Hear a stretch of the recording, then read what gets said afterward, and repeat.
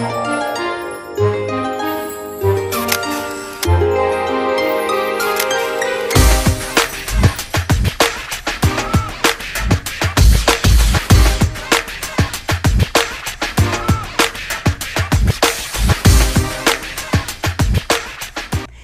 everyone, and welcome to Off the Cuff, where the headlines come to life.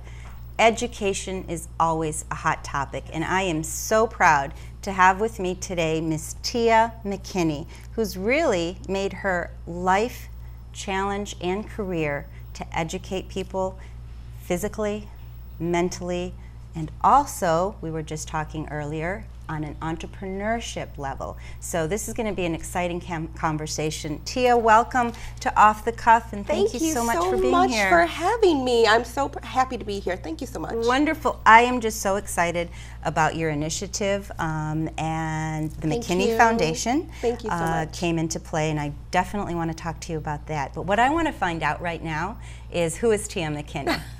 What was your background, and how did this lead up to really wanting to passionately educate people, work with the schools, and work with children? But who's Tia Mickenny? Oh, Tell me. Thank you so much.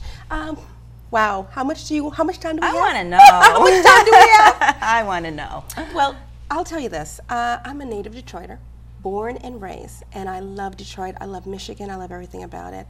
And I'm an educator. I'm a caring, committed educator first and foremost.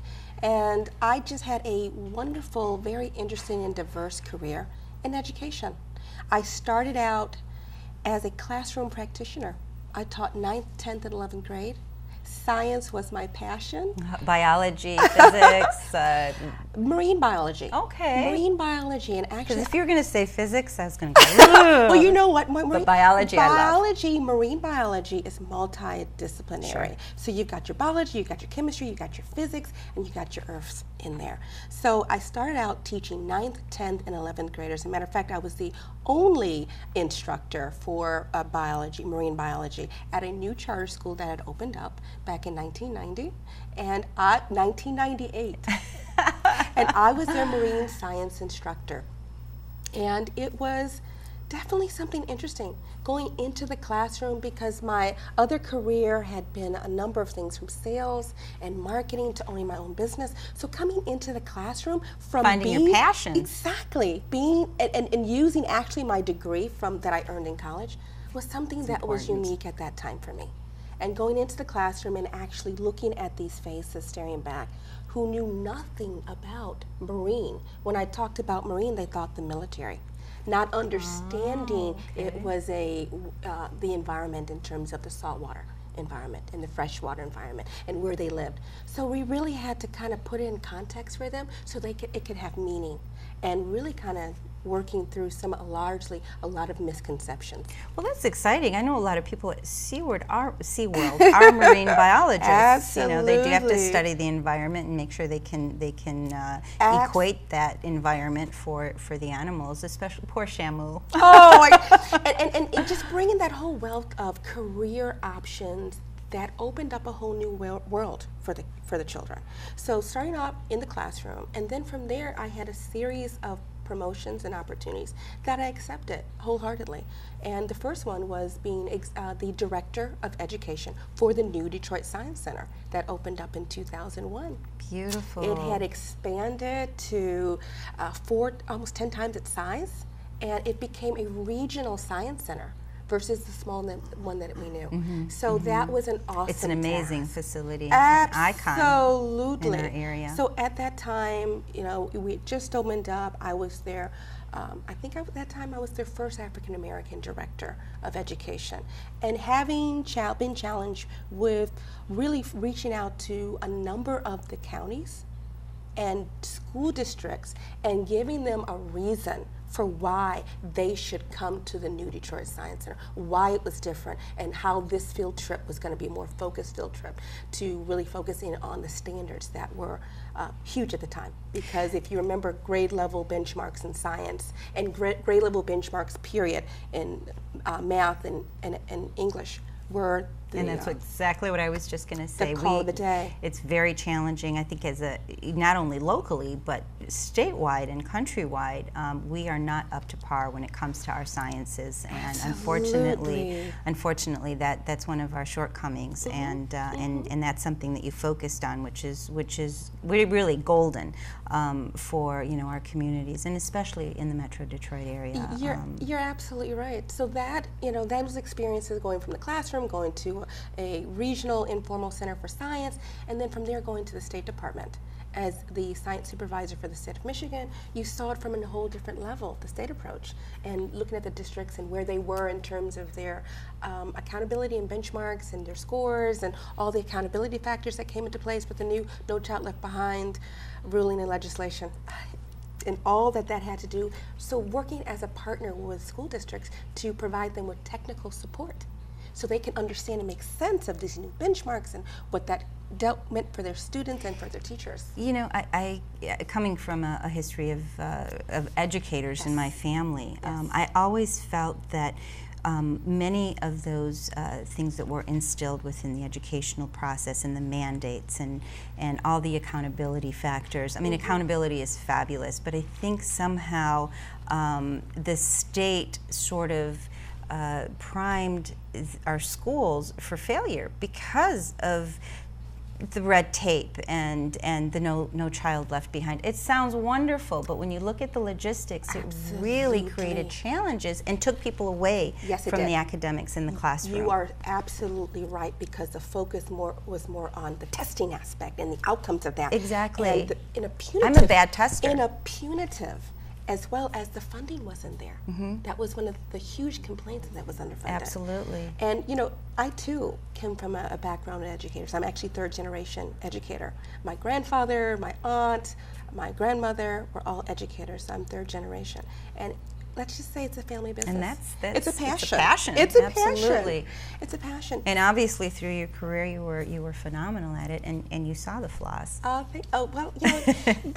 Having been fortunate to have just a diverse skill set and diverse set of positions that allowed me to look at education from different angles, from the classroom, you're being on the front line, to a district setting, to an informal level, to a state level. All of those are different views looking at the same problem.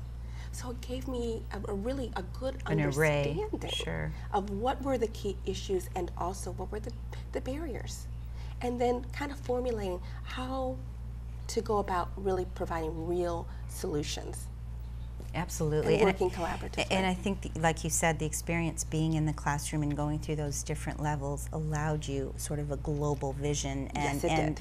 And many I want to say many of the policymakers do not have that experience. So policy looks great on paper, but when you realize how it's going to be administered and how it plays out, logistically speaking in the schools, it's a little bit of a different application. It is two different, very different things. It's one thing to craft policy and the language piece, but then to take that and have someone to interpret it and implement it. Those are two very different things. Absolutely. So you're absolutely right. I just fear that that we are sort of gearing our schools towards and equipping them to fail rather than equipping them to succeed, and that's such a scary aspect, because public education is so important, and denying those instrumental tools and giving those teachers the creativity that they need to teach creatively, and bogging them down with the testing and the scores and the state mandates just negates positive education. So, and let me say, there's got to be a healthy medium. Absolutely. And a balance, because yes, the accountability factor is what's measured, what's tested, and I understand the need for that, because you need to at a glance know where you are, where your benchmarks are, and are you moving in the right direction. Sure. And putting the system for that in place. That Absolutely. has to happen. Accountability is vital. However, there's got to be the high balance. Quality education and the support for that, for the leaders, for the teachers, for the students, and for the school community. And we're living in a knowledge era. This is the age of information. the complexities and problems that exist are none like that existed before. So 21st century problem solving begins and ends with collaboration, strategic partnerships. So that kind of gave rise to the Mickenny Foundation, and why I feel so strongly, because the Mickenny Foundation sees itself as an external partner working together with schools to really create healthier learning environments. What is the mission? What is the focus? What is the mission of the Mickenny much. Foundation, Well, and your vision yes, in particular? Thank you. The Mickenny Foundation, our mission is very simple. We are seeking to strengthen metropolitan Detroit by reinvesting in our most important asset, and that's people. Absolutely, and our children. We focus in on the education piece, which runs through each of our program pillars, and we do that by providing quality educational programs that promote healthy living, entrepreneurship, and environmental responsibility. So we have 3 program pillars. Beautiful. So in terms of, you have a wonderful initiative that directly addresses obesity. Absolutely. And obesity has been a major issue within our country. And absolutely. Michelle Obama, that's been her passion, Yes, it has. you know, through her tenure as First Lady. And what are the things that you feel need to be changed, and what are the things that you're addressing as the Mickenny Foundation to actually, you know, address this horrible problem that we have? I mean, it's hamburgers and hot dogs, and our school lunches are so unhealthy. You're absolutely How do we change that? You're absolutely right. So the Mickenny Foundation started 2010, and when we started, we had 3 program pillars, as I said. And we looked and said, okay, we initially thought, because at that time we started in 2010, we were coming out of that whole foreclosure housing, you know, bust. Sure. And there was a number, we have one of the highest foreclosures in the state, and we thought entrepreneurship. But then we actually started digging and looking at the research. We came across some compelling research that talked about the number of health disparities that existed. And it was very clear, as an educator, I know, and as a mother, Sure. you know, that a sick child can't learn. So we A immediately— sick adult can't function. Exactly. So we immediately gravitated to the health pillar.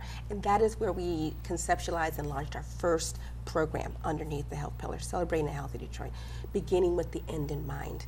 And we came across a number of studies. One was Closing the Health Gap in a Generation by the World Health Organization. And it talked about how to, you know, the disparities that exist not only zip code to zip code, but country to country. And that this is a global problem. The social determinants of health are not genetically based. They are disproportionate disease that impact people that are, you know, depends on where you live, It's environmentally. where you grow up, where Right. your access to quality education or quality health care or not. So there was a report put out by the Michigan Department of Community Health, and in 2008 they came up with a Michigan's profile of communities of color, and it was called Color Me Healthy. And that was very telling. Color Me Healthy. Color Me Healthy. I love it. There were a number of groups, African American, Latino, people of Arabic ancestry, Asian American, and all of the disparities that really kind of impact disproportionately these groups. But the good news was that change and improvement was possible. So that it wasn't something that could not be changed or fixed. It was a huge knowledge gap. It was a resource and access gap. So the Mickenny Foundation felt very committed about providing the awareness about the education of these relevant health disparities and the access to resources for programs that could really empower people to be in control of their health. Now, I know I went around the way with that, but I kind of had to give you the background of that piece. Absolutely, but I'm looking at a few tiers here in terms of identifiability of who you would have to partner with and work with in order to make those changes. Now, Absolutely. I'm looking at the school itself, at the school district, Yes. at the Yes. supplier.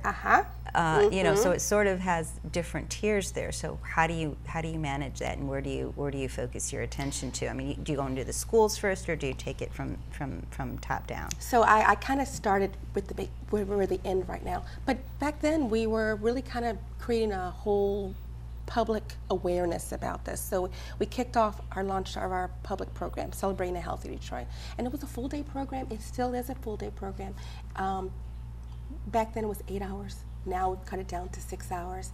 And we really the purpose is to reduce health disparity, to bring awareness to these Who's at the table? And who's at the table during these? We've got, last year we had over 65 health and wellness exhibitors that represented corporate, that represented nonprofits, that represented city and state partners. Partnership, absolutely. Absolutely. And it's focusing on reducing health disparity, but by bringing together the greater health and wellness communities and really showcasing programs that are free and low cost. Our theme for the last 4 years has been on focusing on eliminating childhood obesity, because that has been trending upward for the last 30 years. And when we looked at that, we said, okay, this impacts a child not only in their health, but also lifelong into their adulthood. These are habits that they developed, and if they're not healthy habits, sustainable habits, they're going to carry those on to adulthood, and it's not going to be good for them. So that's been our focus point, and that gets back to your original question of the obesity piece. So when we looked at that, this has been going on. This has been going on for a number of years, and we said we need to do something really pointed, really deliberate about this obesity piece. And we launched a campaign in 2012 to eliminate childhood obesity in Detroit. Now, that's a huge problem. It is. And it is a huge, ambitious undertaking. Absolutely. We don't like to do anything small, but we're not doing it alone. We have some wonderful partners. So when we do this, we're thinking about the collaborations, the strategic partnerships that we're going to focus in that are going to help make a bigger impact and really flesh this out. So we kicked that off in 2012, and we designed and we implemented a program that focused in on the 2 key determinants of healthy weight, which was, of course, proper eating and good nutrition, and exercise. And you know, with all the cuts with the schools, what's the first thing that goes? You know, physical education, exercise, and the arts. health program goes Yes. out the door. Yes. So you can probably chart it when we had the home economics be taken out of the schools, when we cut back on the sports programs or the physical activity or physical exercise. You can really kind of see where this trend started, and the different eating habits and the marketing that goes in, and what our kids are eating day to day and what they're not, along with family time, sitting down at the dinner table, eating and having a conversation. So if you look at the studies, you look at the research, that's been kind of decimated, and you're left with what you have. Absolutely. You know, T, I used to look at those commercials where they say, you know, at least, you know, twice a week sit down and have dinner with your family. Absolutely. And I thought, doesn't everybody do that? But you know what? When my kids got older and we sort of got busier, Yes. I understand that now, because if we have 2 days a week sitting down, all of us at the table, it's a miracle. So I sort of understand that now. And you know, we've got fast foods, we've got, you know, we're not sitting, we're not enjoying, we're not digesting, we're not thinking, and that is such an issue. And It's I think very real. mentally and emotionally, you know, you are what you eat. Yes. And so, you know, we have a very negative down sort of trend in terms of that whole. So let me say this. There is a strategy to what we're doing. We wanted to take the Healthy Seminar series that we developed for our campaign to eliminate childhood obesity, and we wanted to make them and offer them in accessible locations. So again, we focus in on healthy, sustainable lifestyles through proper eating and increased physical activity, so that it's not an event, it's a daily decision, and this is a daily activity that you do and part of your habits.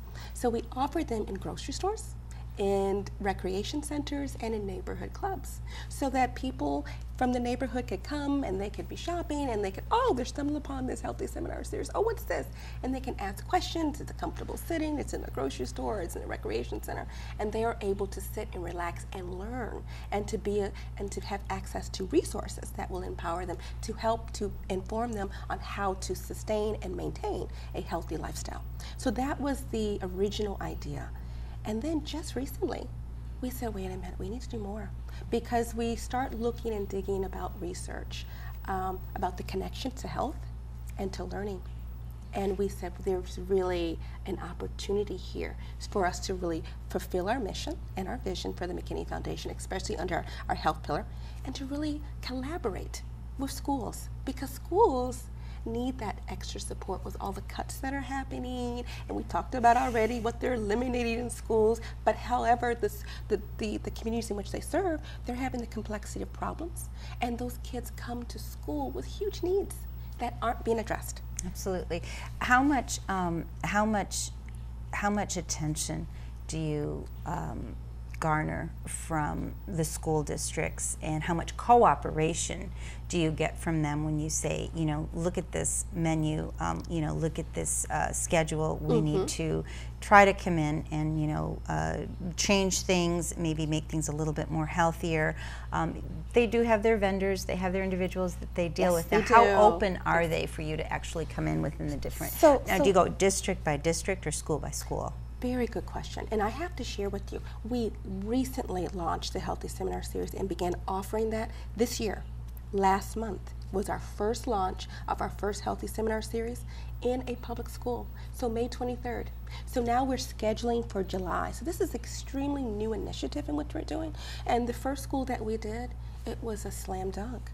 The kids obviously were very much engaged with the program in which we did, because being an educator and being curriculum developer, I kind of know a little bit of how to design an engaging, compelling program that sustains the attention span of a 9th grader. That was one of my classmates, one of my students. So all that lens in my background goes into developing these programs. What I didn't tell you when you asked about me is I'm in my PhD program. The focus. Very exciting stuff. Thank you. Congratulations. Thank you so much. I've advanced to candidacy, and my program is focusing on the education policy and nonprofit management. However, the context of my study that I'm about to do is health. And I, as a researcher, really wanted to know more about the connection between health and learning. And as I began to dig, there's 47 years of research that goes into this. There's 9 specific disciplines that when I looked at, there were 4 critical risk factors that, when effectively mitigated, help to improve health and improve educational outcomes. So that goes into designing our programs as well.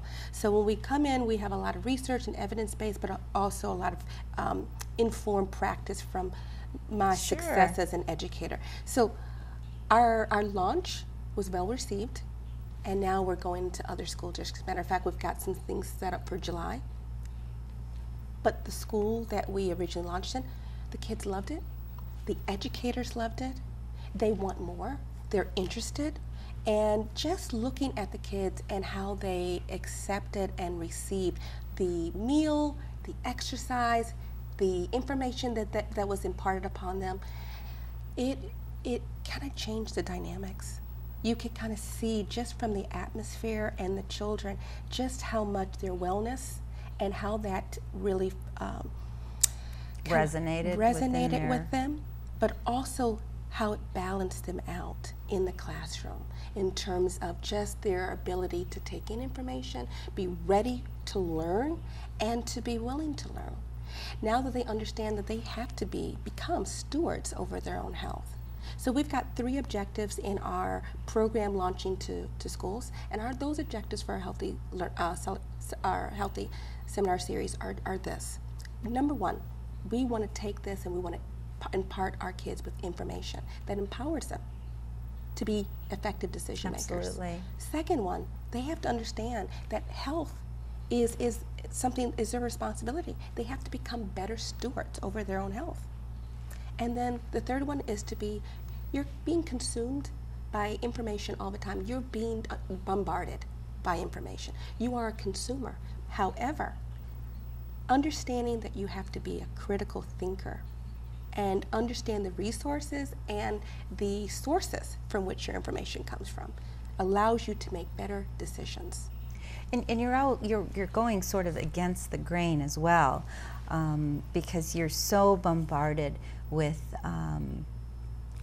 commercials, Absolutely. Fritos, and Absolutely. McDonald's, and the music. And once in a while, you can get away with it. Yes. But it seems, and especially we talked about families, and everybody's just so much busier. I don't know if it's our environment or just everything has changed, but families are so much more busier than they were before, Absolutely. and that cohesiveness is not there. And you know, the mom, you know, cooking a healthy meal. I mean, that's almost archaic these days, and it's sad to say that. But how do you battle that? How do you go against that? And I don't know whether we have enough civic responsibility, you know, to be able to go to these manufacturers and say, listen, you know, I mean, some people have, and they've conformed and they've tried to make their, you know, products a little bit healthier, but it's just all over the place. And, you know, I mean, I get a Big Mac attack sometimes. And that's fine. And that's fine. We all grew up with fast food around us. Sure. However, those are treats. They Right. weren't the kitchen cupboard. Right, They weren't our breakfast, absolutely. lunch, and dinner, and we didn't do it every day. So we have to understand that there is that balance. And what the Mickenny Foundation's approach is, we like to, of course, empower our youth and our participants with the information that will allow them to make informed decisions about proper health and maintaining that. And when you're informed, you can make better decisions. You can say, no, I've had that earlier, I'm not going to have that right now. You can help to self-regulate what you do. How do we get our kids to be more physical? We have the I don't know, I don't think The it's the Game computer, Boys, and it's the exactly, computers and the exactly. Xboxes and all these things. And I remember when I was growing up, I mean, we were outside most of the time. We were, you know, playing basketball. You're we so were right. roller skating. Very we were active. doing all kinds of different. I mean, if we had a rock, we had 2 hours worth of play. Exactly. But our kids It's a are couch different- potatoes. Different world because of the computer and because of the game console. You're absolutely right. So I can tell you, the experience on the Healthy Seminar Series that was launched just recently, we have a way of not only starting off with a physical activity, but engaging them in whole group exercise and then bringing up individual volunteers and showing them specifically how exercise relates to how they feel, how exercise relates to their ability to perform in school, because they're high precision performance vehicles. And if they don't get the proper exercise and if they don't fuel their bodies with the proper food, then this is the results they're going to get. So when you empower the kids by helping them to do it, as well as to giving them that just-in-time information so they can get it, and then you're allowing them to prepare foods with the chef that's there, and then eat the food that's there, they can, it's one thing to tell them about it, but when they're experiencing it, and when they're tasting it, and they're participating in it, it's an experience that takes them through a number of avenues for them to see. Absolutely. The light bulb goes on. I like the way I feel. I hope that light bulb comes on really soon. I like the way I feel. We have just a couple more minutes, so Sure. really quick. You Sure, have sure. celebrating a Healthier Detroit Expo coming up. Absolutely. Saturday, August 9th. Absolutely. Real quick, tell us where, when, and how people can participate. We're really excited about this. This year marks our 5th annual, so it's a milestone year for us. The 5th annual Celebrating Healthy Detroit is the second Saturday in August. It's August the 9th. Okay. From 11 to 5. It's on Kids Row on Belle Isle. Okay, so great. Just look for the Giant Slide. Look for the Giant Slide. So we're sandwiched between the Giant Slide and Kidscape, and that's where you'll find us. Wonderful. Is there a website they can go to? Absolutely. Our website is www.mckennyfoundation.org, and it's all one word. Great. And from there, they can see about the event on the program page. They can also click to many of our social media icons, follow us on Twitter. They can like us on Facebook. Wonderful. Follow our blog posts. There's a number of things for them to kind of look and see what's in store for them, as well as our calendar of events coming up. Wonderful. This is really important stuff. I mean, you're you so talking much. education, you're talking health, you're talking entrepreneurship. So wonderful stuff, Tia Mickenny. Thank you so much. McKinneyFoundation.org. Yes. August 9th at Belle Isle. Yes, it is. Wonderful issues. Think about it. We have to eat healthier, and we have to eat together more often. This has been Off the Cuff. Thank you for joining us, and thank you, Tia Mickenny. Thank you for having me.